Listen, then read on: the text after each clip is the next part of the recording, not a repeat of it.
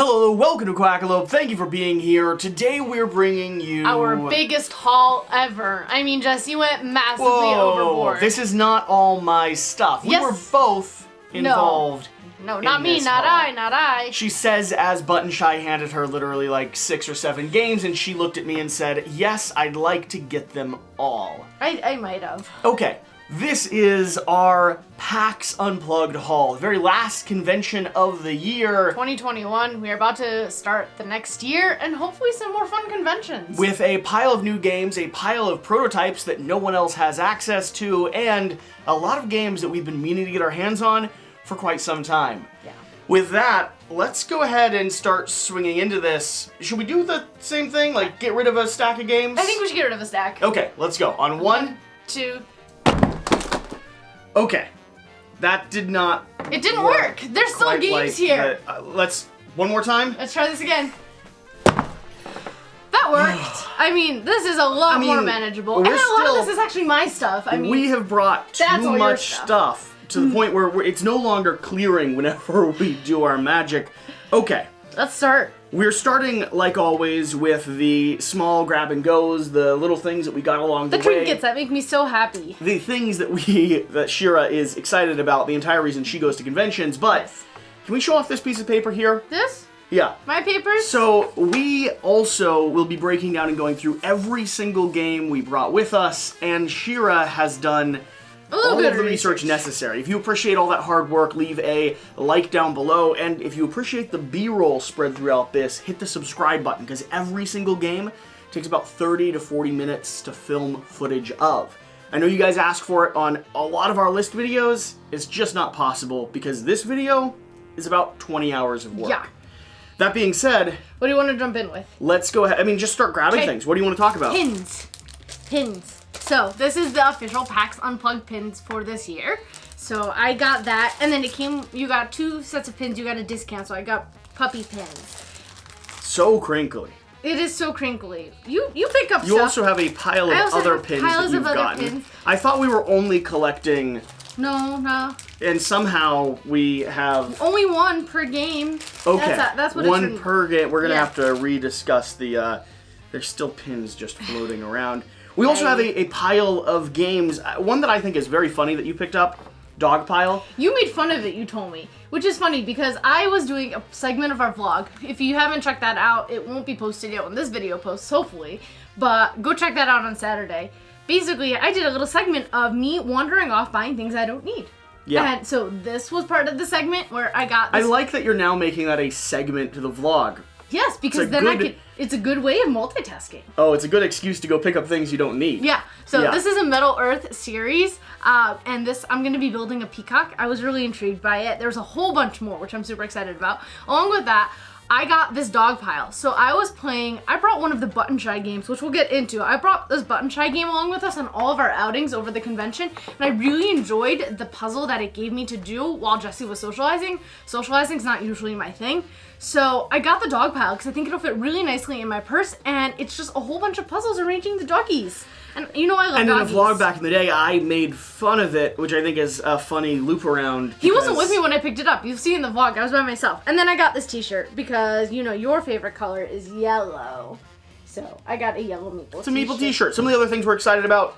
Radlands, we just did a bunch of coverage on it. We got a copy for ourselves instead of Devin's. This is going to be the basic one, so this is the $17 version with cardboard tokens and stuff. I might want to upgrade. I don't know yet. You don't have the mats yet either. I will certainly want to sleeve this. Crit as it were. Crit as it were. This is the new Air, Land, and Sea. It's a reskin of Air, Land, and Sea. You like the artwork in this one better. And better in every way, yeah. It's the same game. Mechanics are so well improved in this title. I like the traditional one. Every time you attack and blow up your enemy, you really feel like you're murdering little creatures. We have a comic book from Gloomhaven Jaws of the Lion and a whole bunch of little mystery boxes. If you've seen Gloomhaven before, these will look familiar. These are actually going to be the brand new plastic miniatures line that they are going to be announcing on Kickstarter coming up. So we have the first look at 5 of those miniatures. No, we won't open them all. We have a first look at 5 of those miniatures. We're still figuring out what we want to do with them. Alex just posted a video explaining why he's not backing the Kickstarter. He's certainly not backing the Kickstarter, although we all know, Alex. You are going to back it. We all know he's backing the Kickstarter. Whether or not, like, he's going to tell the audience it's a terrible back, but I'm also going to do it, yes. Of course. Then we've got some promo packs for Codenames. We actually just played Codenames Duet this week, which was really fun. I'm excited to. We did terrible. We did. We lost on the first turn. So we're in sync on video. We're not in sync in real life, though. So. Yeah. We have some RPGs. Over here, we have The Woods Don't Care For You. This is going to be, I forget the title because it's not right here in the front, Into the Weird and Wild. Published by Wet Ink Games. Comment below if you think Jesse has way too many RPGs that he has never gotten to the table, because there's more behind us. I am so excited about a few of these series. This is the, I think the second one that we have from this company, or the third one we have from this company. I'm loving what they're producing so far. The artwork, the lore, just the world building, and their little standalone packages. So, Wet Ink Games are doing some incredible things. We'll set this off to the side. We have over here ButtonShy Games, and we've got so many of them, and I am 2 or 3. So excited to play them all. 2 or 3 or 12. 2 or 3 or 12. I have to find where I did ButtonShy. You have your notes on ButtonShy. So ButtonShy are going to be little pocket-style games, and these are actually our most played games at the convention because we just put a few of them in our bag and started carrying them around. It was so helpful that we not only got a few, but then doubled back and re-looked at their stockpile and got a few more. Yeah. These are just absolutely adorable. They're wallet-sized games. They're usually made up of 18 cards, and they're different puzzles. Some of them are social deduction games, like we did in Vino Morte, which is about giving poison or giving wine to your friends. Yeah, it's the Princess Bride. Yeah, we did Rove, which is basically a spatial puzzle that you're trying to arrange your spaceships in the way that the card is depicting that you should do it. And there's just so many more. Some of them are solo, some of them are multiplayer, some of them are 2-player, and new one gets released every single month. Yeah, which is kind of crazy. It's crazy. They're doing fantastic, and they fit in your pocket. They're so great to grab with you. Now, is every game they produce a 5 out of 5 a perfect game? No. No, of course not. They're putting out a 18-card game every month. Yeah. But some of them are absolutely amazing. There are some of these that made Alex's top 100. There's I think 3 of them that he said that I think, if I'm correct, Sprawlopolis, Circle the Wagon, and Skulls of Sedlec are the ones that he really likes. I'm really excited to play Food Chain Island, and Agropolis is going to be the follow-up on the Sprawlopolis. So there's so much good happening here, and they're so tiny, you can justify keeping them all. Yes, Jesse can't make me get rid of any of them. We have the expansion for Viral. We will talk about Viral a little bit more, but this is the new showcase coming out of Arcane Wonders. This is a brand new expansion for that big box game, which we're excited to dive into. Yeah, it's one of the ones I'm really looking forward to playing. Is it? It's all about spreading diseases. Yeah, you create little hybrid machinations, and they are absolutely adorable. Yes. Okay, what else do we have here before we get into the big stuff? Expansion. This is just a card pack. Card expansion that fits into your main core game. We like Moonrakers. Yeah. We've enjoyed it quite a lot. There's more stuff coming on the way. Is this their big expansion that they were showcasing at the convention? No. Okay, that's what I was wondering. No. I was like, when I grabbed it, that's why I went silent, because I'm like, is this gonna be a huge whole thing from Ivy Studios? No, there is so much massive one coming currently coming Yeah. from Ivy Studios. I got this as a promo. It's an Iron-On patch. I got promos. Wait, are you starting to collect patches now? No, that was just a freebie. We got the Legacy of Isla Nublar. This is going to be the Jurassic World, Jurassic Park new game coming. Coming soon on Kickstarter. This is going to be a legacy game coming very soon. I got a chance to sit down and demo it. It looks very cool, although it looks family weight-ish. Okay. So keep that in mind. It's going to be a legacy game that I think welcomes a lot of people into the style of legacy play. Look who's getting their own sets of pins. I didn't even see these. Handed them to you. Got this massive boulder. We did. So we were walking through the convention hall and someone reached out and said, roll this. And I rolled theirs and they said, you've earned this. And they handed this to me. Do you remember the company that did this? I have it written down somewhere. Should I go find it? No, not right now. Okay. We'll link it down below, I suppose. This was such a cool little moment because they just handed us a giant boulder. And then Cool Stuff Inc. They always popularize the conventions with their bags. Super, super grateful to them. We probably have about 50 of our own at this point. And, oh, do you want to tell them about this little meeple guy? Oh, I handed a duck to someone, and the duck was upgraded to a meeple. He just reached in his bag and was like, I'll trade you. Here's a meeple for your duck. All right. Shall we start actually diving into stuff? Yes. All right.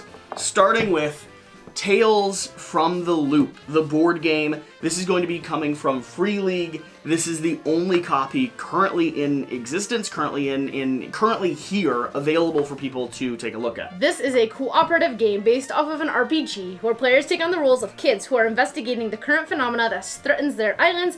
The action turns are integrated, so there's minimal downtime. You have to balance the demands of the homework with your household responsibilities while exploring and solving. Yeah, I'm super excited. It's based off of an RPG, which you have cordoned over on your side. Here you go. Yes, Tales from the Flood and Tales from the Loop Out of Time. These are going to be two, for me, world building and lore building books to dive into in connection and relation with. I think it's a cool idea how you're playing as kids and you're basically trying to solve the weird things that are coming into like your woods. The artwork is so amazing. Yeah. Like, the graphics, the theme, the world building, the artwork, everything here is just, it's this dystopian kind of steampunk, reminds me a lot of, what's that TV show with all the kids? And there's so many of them. Although the famous one, I'm completely blanking on. Arthur? No. Dragon Tales? No, not that. The one, I cannot believe I'm blanking on this. You're screaming you're screaming it at me at the moment, the people watching. All right. Here we go. Unmatched. This is Battle of Legends. This is Volume 2. Have you played Volume 1, or did you just grab Volume 2 because you thought it was cool? Well, Volume 2 is the first thing to come out, or the newest thing to come out. And Unmatched I have played before. Okay. It's always a system I'm intrigued by, but I haven't fallen in love with yet, so I'm excited to dive into Volume 2 and kind of see what's going on. So this is from Restoration Games, and it's an asymmetrical miniature fighting game for 2 or 4 players. You can't play anything in between. Each hero has a unique action deck that represents their legendary character. You are trying to reduce your opponent's health to 0. You take 2 actions each turn. You can either maneuver, scheme, or attack. When your deck is empty, and that means you're exhausted and you need to draw, you're actually going to start losing your health. Yeah, it's a card-based skirmish game. You're going to be going through your deck, you're going to be taking actions. The biggest thing that Unmatched did that was really interesting is they have a line of sight based on color codes on the map, which I've seen some other games copy since then, but I think they were one of the first to come out with that system, and it really just kind of opens up the way that you're playing. I think Volume 1 had some really famous characters from lore. A lot of them are very famous. I mean, so this is Achilles, there's Bloody Mary, Sun Wukong, and Yanega. Yeah, these are going to be a lot of your kind of historical figures, people that are open to IP, but they're redesigning them or reinventing them in this tabletop skirmish game. All right, I've got another giant game that I'm very excited about. This is also currently the only copy. And I didn't do any research on it because you said you got this one handled. Tidal Blades, designed by Tim and Ben Eisner, art by Mr. Cutting, which is a couple, and they're absolutely Cuttington. I have trouble saying their name, but they're absolutely fantastic. They designed some of the most wonderful things from Skybound Games. This is going to be a game we are actually able to demo there. I'm really excited about it. It takes your worker placement from Tidal Blades, the core game that was wildly successful and a lot of people loved, and is bridging it over into a narrative dungeon crawl style game where you have a system of grids. You have a deck that you're building for your own personalized asymmetric player powers. You're placing cards into your system of grids to activate a series of actions. And every time you place a card, you're leveling up that row or column. But when you activate 3 cards in the same row or column, all those cards get wiped. So you have like a massive turn all at once, but then you got to start redoing it again and rebuilding that power. It's programming as you kind of sequence and get a few stages up, and what it feels like is you're dancing on the battle floor, right? You're moving from one strike to another strike, positioning yourself, getting ready, and then you stab and jab. And here's the cool thing. The narrative starts off, if you've played Tidal Blades, right after the ceremony ends. You guys have officially become part of the Tidal Blades, an elite group of people defending the city and defending the realm, and the rift is now opening up and people are journeying through. Or monsters, I suppose. Got Caesar. Caesar, these are yours. You're super excited about these. I am super excited. Let me just go ahead and get Blitzkrieg up here as well. Fantastic. So, they are both 2-player head-to-head games, and they're perfect for us, and I'm so excited. For us? For us. For you. You and Alex have sworn by Blitzkrieg, Yes. are really excited about Yes. Caesar. I still haven't played either, so I'm skeptical. Yes, I'll tell you about Blitzkrieg. Blitzkrieg, they're both by PSC Games. Blitzkrieg is a 2-player arena combat game where you are drawing tokens from your bag to determine what combat unit to deploy to which arena. As you are deploying and occupying certain spaces, you will gain more special tokens and more special units by placing them. You win by having the most points in the most arenas. Okay. And then it's very similar to the new one that came out, Caesar, which is also a 2-player head-to-head combat game. You're also drawing tokens from a bag and placing them, this time, in different provinces to gain control. The unique thing about Caesar is that each token is split down the middle. So you are choosing every single time the amount of control that you want in 2 different provinces. And it's usually a high number and a low number. So while you are taking control over one province, you are sacrificing another.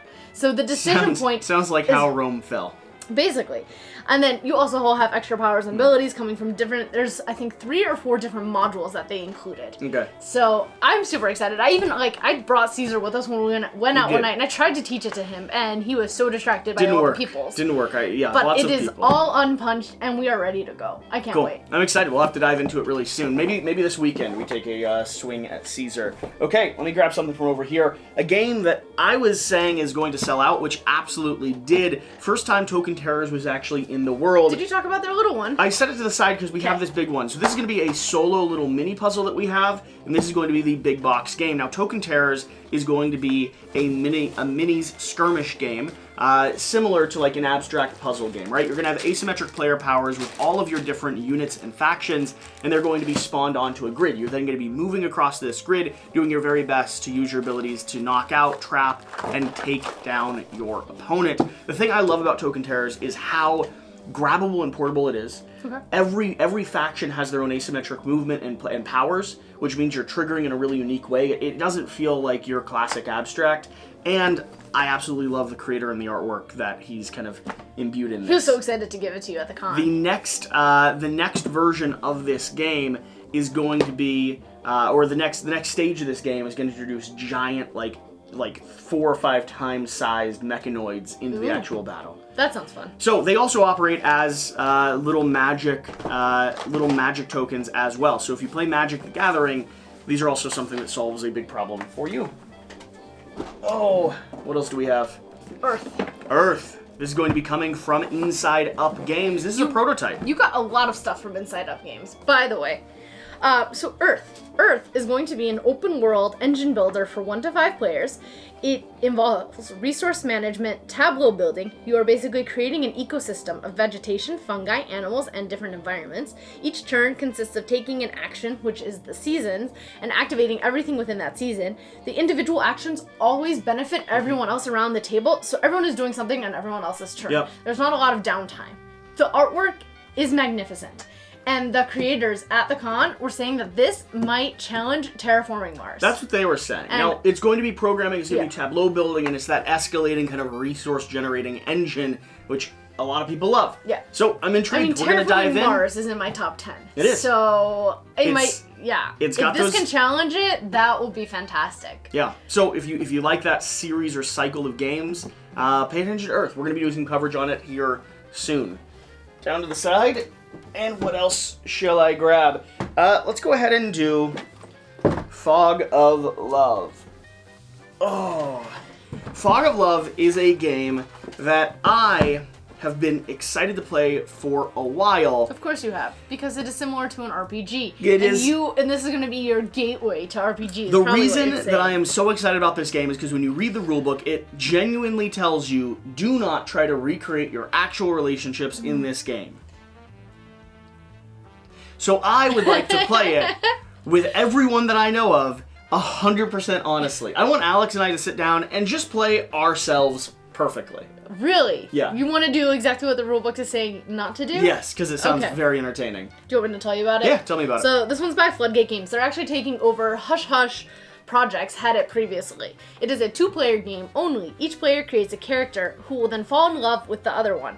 The game is more of a storytelling, role-playing experience. You create your characters by choosing your traits, which are the goals that you're trying to achieve in the game, your professions, and your features. The game duration is determined by the story. So it is very, very variable.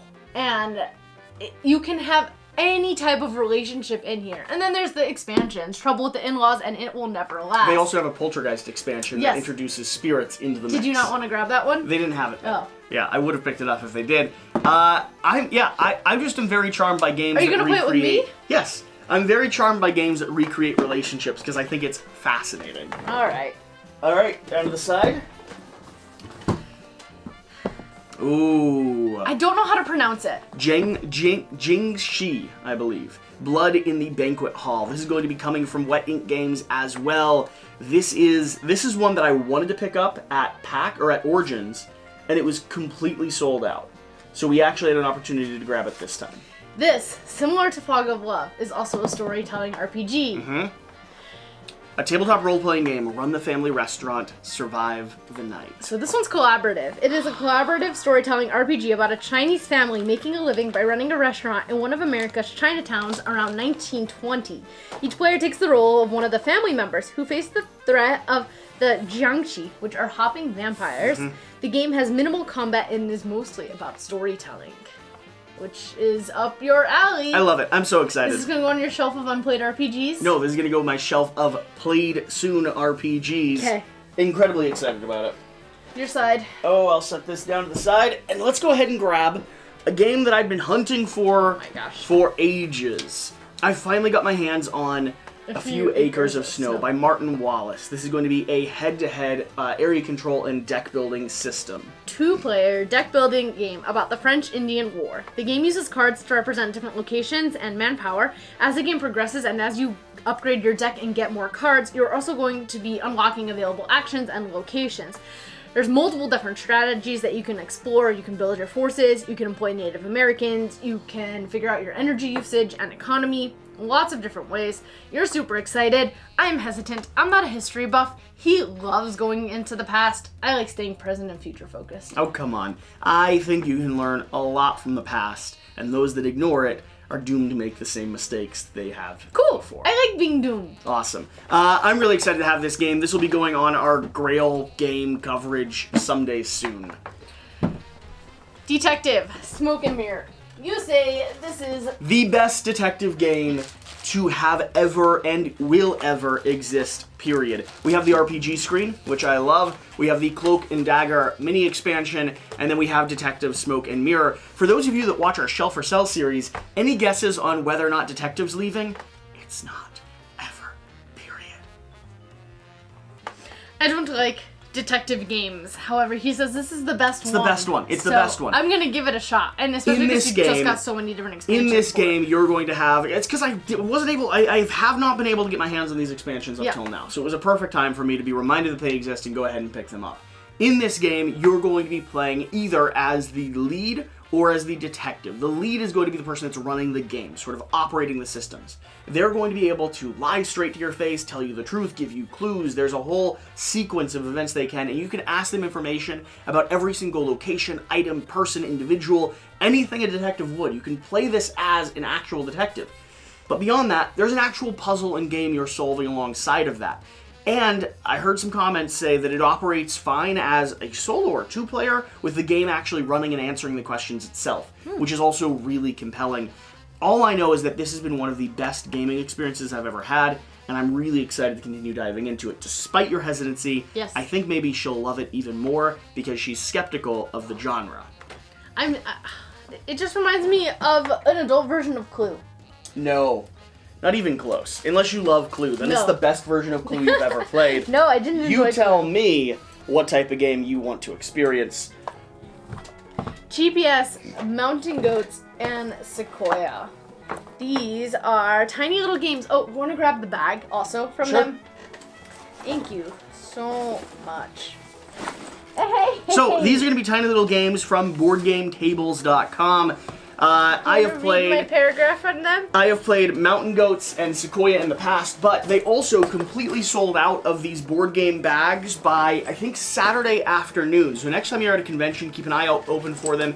These are, as far as I've been able to see, the best way to carry board games in our industry. We have an idea for a video where we're actually going to see how many board games we can pack into there. I think we can pack 78. Yes. Okay. We are going to be doing small box games, just as a heads up. Or One Kingdom Death. So, GPS, Mountain Goats, and Sequoia. They are a trilogy of accessible games from board game tables, each featuring a different mechanism of rolling and allocating dice to get to the top of a mountain, fight for control of a forest, or position your satellites in space. And we have the expansion bag. The little expansion bag as well. These are going to be their series of small box games. They also have a series of medium box and large box games as well. We've been enjoying all of their titles we've gone through. Yeah. And we're excited to continue diving in. I like how accessible they are and the time frame they play in. They like play in 10-15 minutes.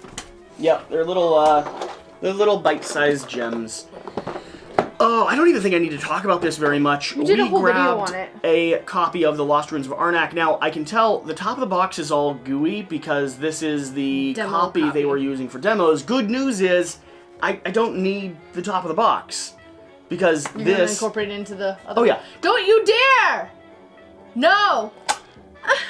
We don't need the box. You do not need the box. This is just demonstrating that this is completely unnecessary because this is such a good expansion. It's just going to be incorporated in and live in the main box. I'm going to do it immediately after camera, and trust me, this is... You didn't want to get any B-roll? As far as I'm concerned... Of the box? A must-have for our Lost Ruins of Arnak collection. That's so sad. Oh my gosh. My heart just broke. Okay. City Builders. Ancient World. I'm really excited about this one. There was 2 games from Inside Up Games that I haven't played yet, and I'm really compelled by both of them. One of them you said is like high on your radar. This one I think is the one that I think is going to be a underdog for you. But go ahead. What's your overview? It's a tile-laying game, which is very intriguing to me. For 1 to 4 players, it can be competitive, cooperative, or solo. So a lot of the Inside Up games have that mechanism where they can be competitive, cooperative, or solo, and I like that they make them accessible to everyone.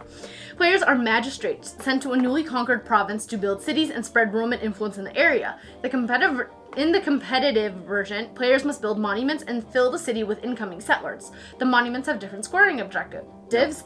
Settlers have points that are unlocked as they are claimed. The goal is to have the most points. In the cooperative version, players work together to please the emperor, who wants his province to be profitable and efficient. Mm-hmm. This is one of the ones I'm really looking forward to, actually, because it's tile placement. I like that it can be competitive and cooperative, and yeah, I'm excited for this one. Yeah, I like the artwork quite a lot. Where's the other one from Inside Out Games? Is it on your side? It's over here. I think it's the other one that you're super excited about. Yeah, Summit. And it has 2 expansions. You must grab expansions with it. Summit, the board game. I made the games that I'm really excited about, I wrote in blue. And the 2 expansions, Yeti and Teams. So Summit is going to be a game that... I take over. This is the very first game from Inside Up Games, and the designer told me he basically designed the game without knowledge about how the industry works or what is reasonable to put inside of games. They deluxified the heck out of this. Oh. And it was just... so fun. Yeah. Summit is a survival game. It could also be competitive, cooperative, or solo. In the competitive, players race up and down a deadly mountain while managing their resources, building their paths, overcoming obstacles, and surviving the competition. I'm so excited. Unique karma system allows players to help or harm their opponents, but then it hurts or helps you at the end of the game. In the cooperative or solo version, the players work to overcome the mountain and survive the expedition.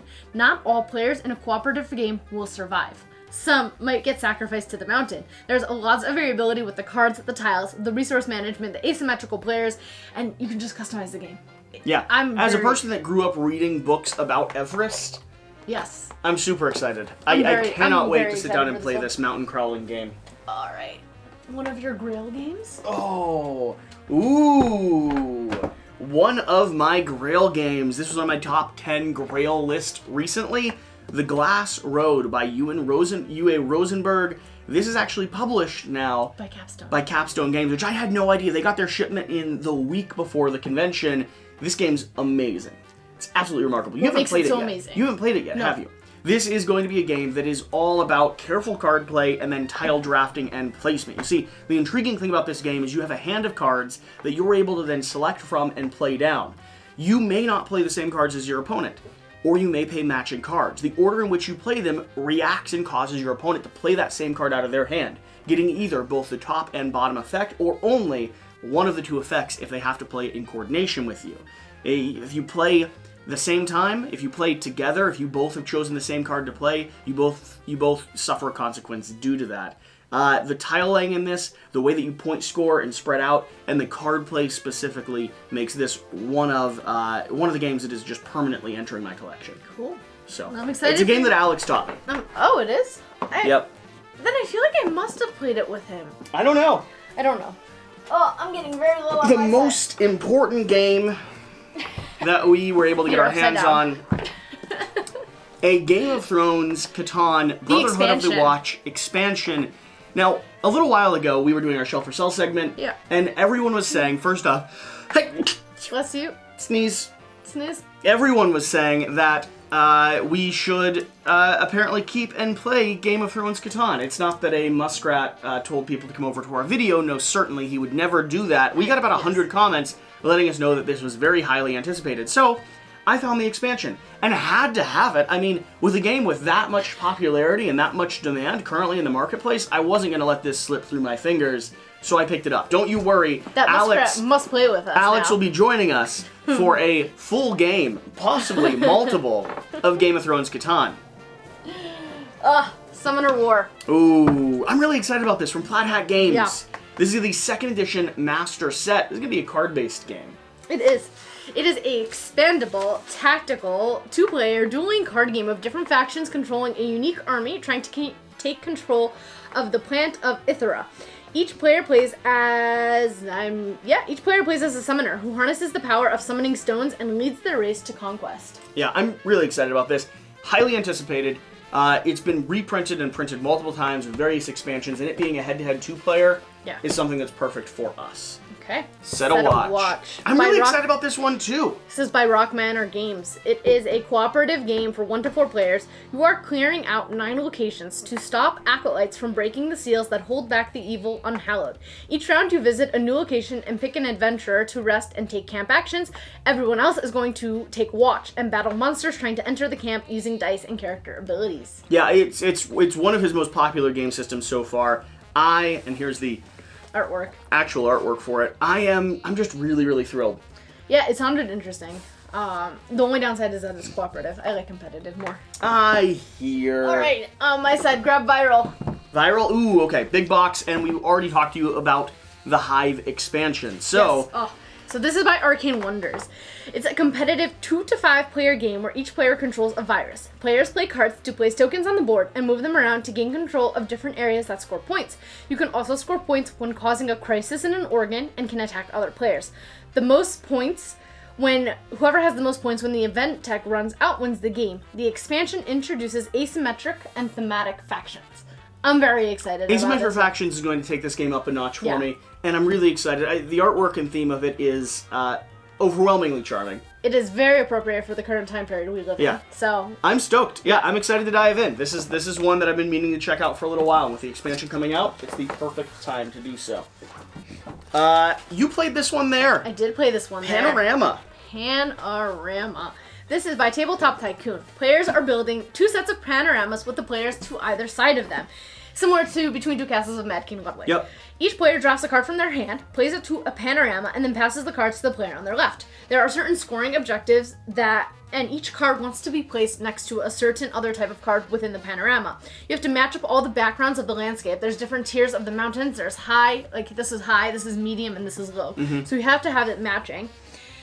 And the person with the highest total score of all their panoramas from both sides wins. So you're trying to get both sides to have the highest scores. So similar Castles, Castles of Mad King. Except Castles, you take the lowest of your 2, which incentivizes you. This, you take the total of your 2 highest. Yeah, interesting. I love the artwork of it. I'm excited to see how it operates. I'm excited to see how it plays.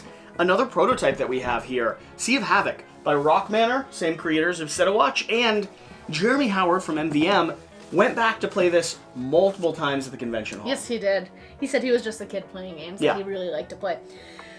This Seas of Havoc is also one I'm really excited about. It's coming out next year. It's a naval combat game. You are competing for the most renown. You gain renown by discovering shipwrecks and in battle. Players take on the role of a captain of the ship. You have 2 phases, combat phases and island phases. In the island phase, the players are allowed to place workers to gain resources, improve their decks, repair and upgrade their ship. The combat phase allows the players to play cards to maneuver the ship, navigate the obstacles, search the shipwrecks, and fire cannons and attack. I'm excited. I think this could be it reminds me of Quests and Cannons, but a different version. I absolutely love the theming and the artwork of it. I'm excited to dive into it, and the fact that Jeremy Howard's continuing to return to it, just playing it for fun, gives me nothing on my side. Gives me high hope.